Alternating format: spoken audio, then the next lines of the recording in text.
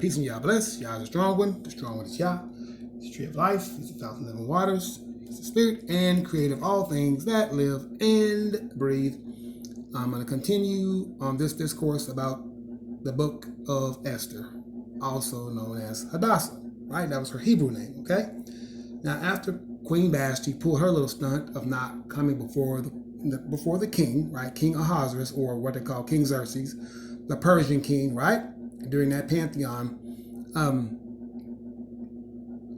Esther was chosen to be queen because Queen Vashti got stripped of her title, okay?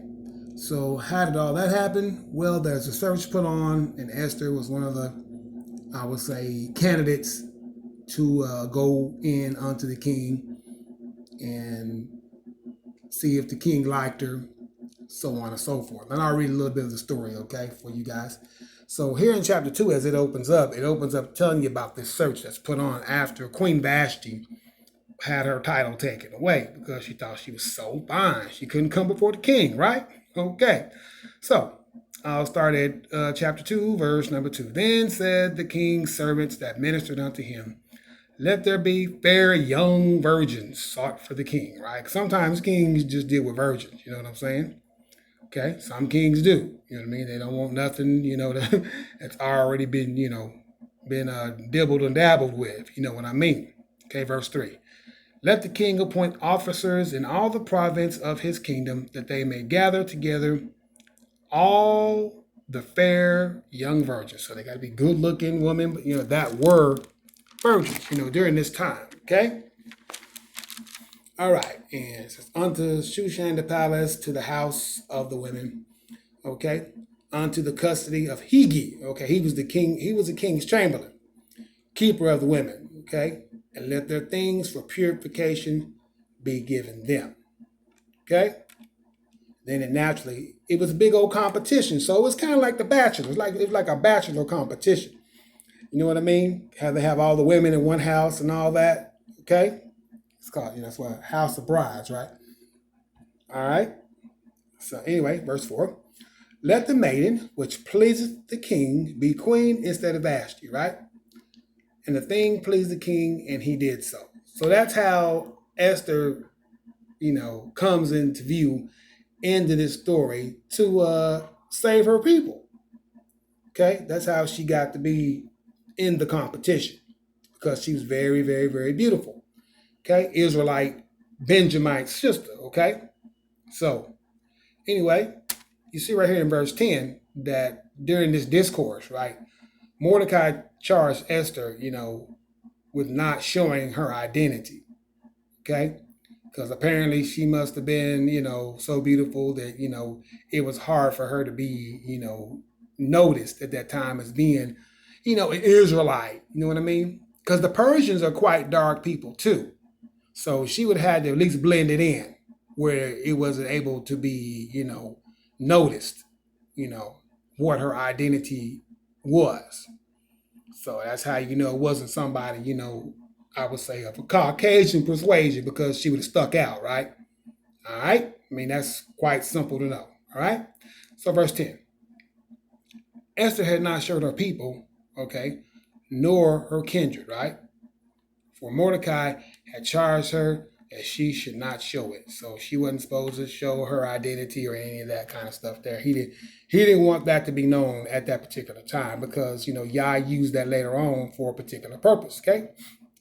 Now, when every maid's turn was to come to go into the king Ahasuerus, after that, she had been 12 months, right? According to the manner of the women, okay? For so were the days of her purifications accomplished, okay? To wit just means namely 6 months with oil of myrrh, 6 months with sweet odors, and other things to purify the women, okay?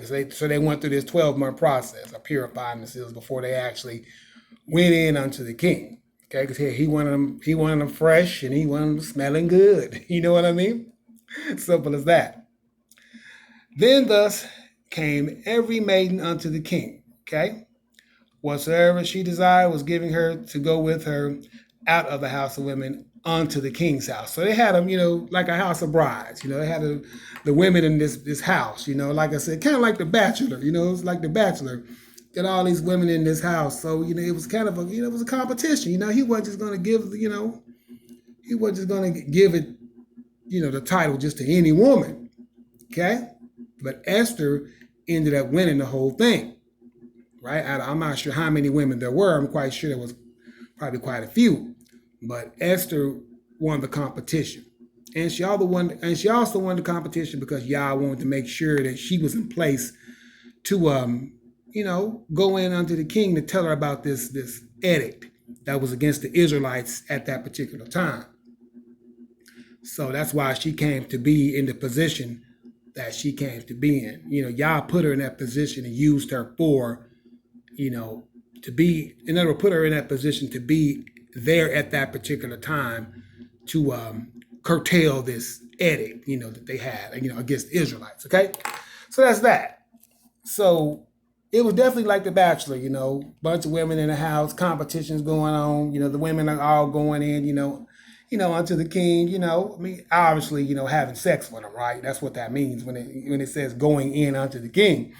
Okay, so they went in and had sex with the king, and those he was pleased with, well, they stayed in. Those who he wasn't pleased with, they had to go. Okay, that's what it's telling you about in verse number 13, right? And then thus came every maiden unto the king.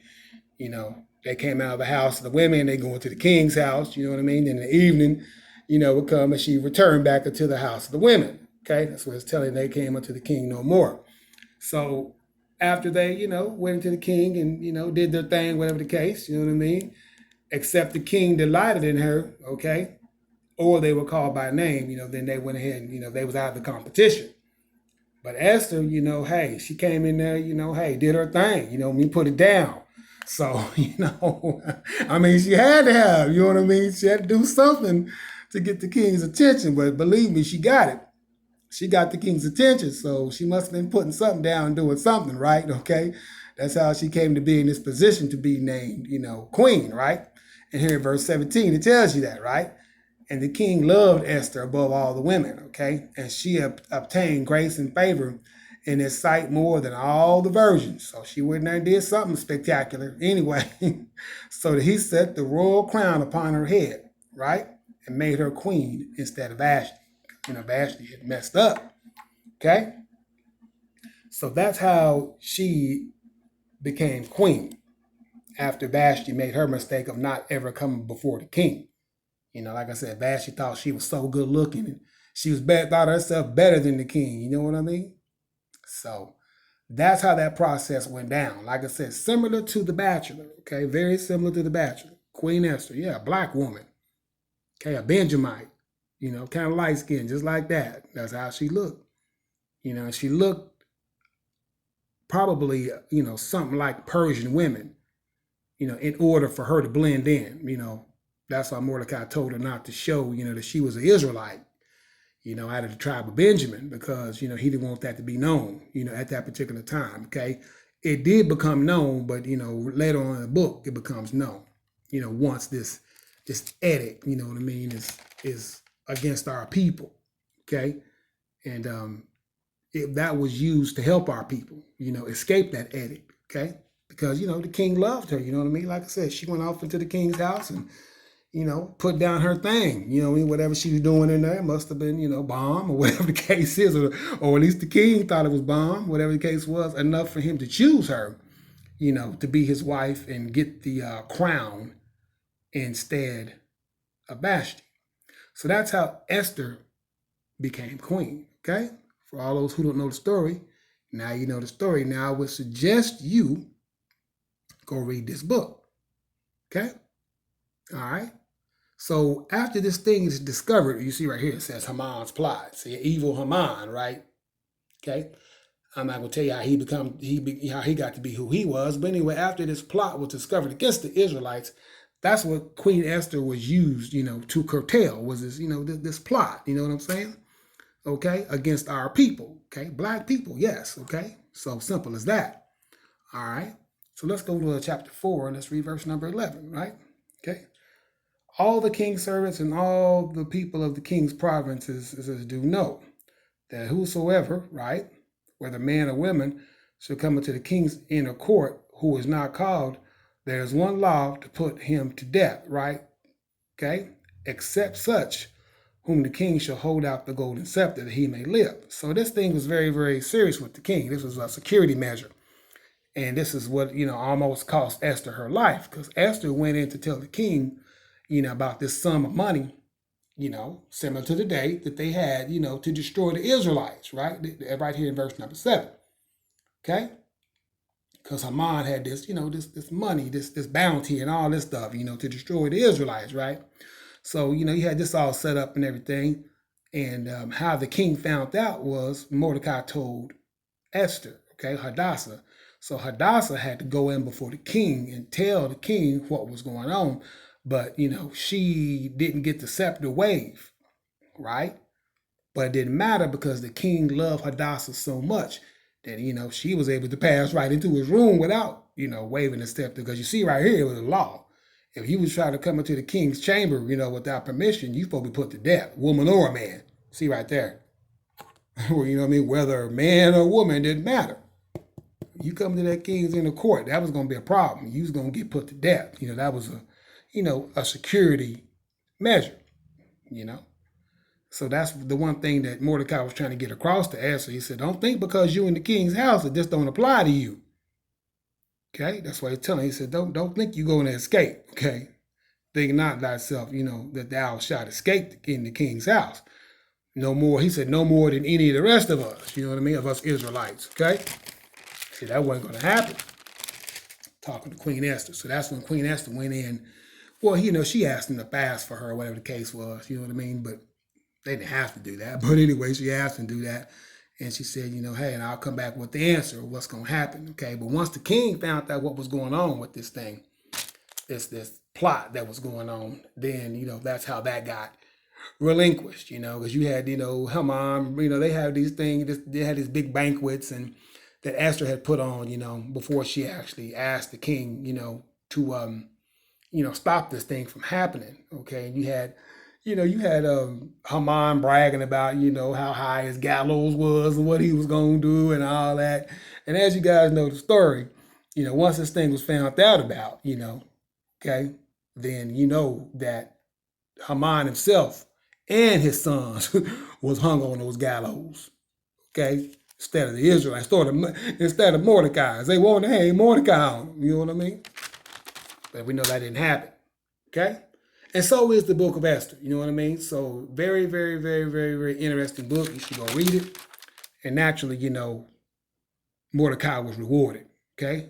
And they put royal apparel to put on Mordecai, because her mom thought it was for him, but it wasn't for him, it was for Mordecai. Haman got hung on his own gallows. So is the book of Esther. Go read it, or Hadassah. Go read this book. Very good book to read, and similar to the times we're in. You know what I mean? So be careful out there, Israelites. Yah's gonna release the people, and we're gonna go home one of these days. Peace, and Yah bless.